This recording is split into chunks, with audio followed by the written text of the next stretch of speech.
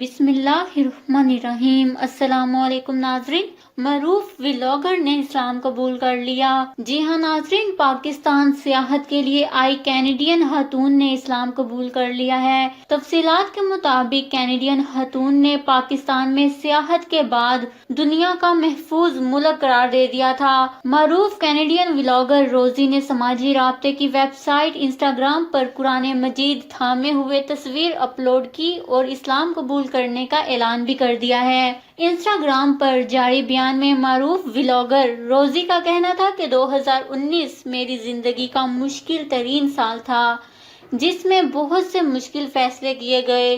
ان کا کہنا تھا کہ میں نے اپنی زندگی میں دکھ اور غم پانے پر ہمیشہ خدا سے شکایات کی۔ روزی کا کہنا ہے کہ میں نے اپنے پہلے مذہب سے دوری اختیار کی۔ زندگی میں سکون کی تلاش کے لیے میں نے کئی ممالک میں سیاحت کی، تاہم پھر قدرت نے مجھے پاکستان بھیج دیا، جہاں مجھے مطلوبہ منزل مل گئی۔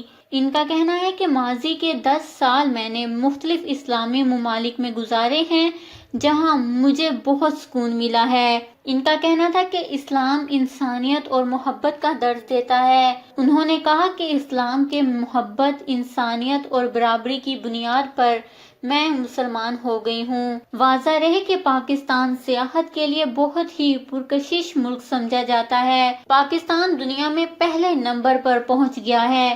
دنیا کے 20 بہترین سیاحی ممالک کی فہرست میں پاکستان پہلے نمبر پر موجود ہے۔ پاکستان کے معروف امریکی جزیرے ٹریولر نے پاکستان کو سال 2020 میں سیاحت کے لیے دنیا کا اولین بہترین ملک قرار دیا ہے۔ اور پھر پاکستان میں سیاحت کے بعد معروف ولاگر روزی نے اسلام قبول کر لیا ہے۔ ان کے لیے نیک تمناؤں کا اظہار نیچے کمنٹس میں ضرور کریے گا۔ ہمارے چینل کو سبسکرائب کریں، آپ کو لیٹسٹ اپڈیٹس ملتی رہیں گی۔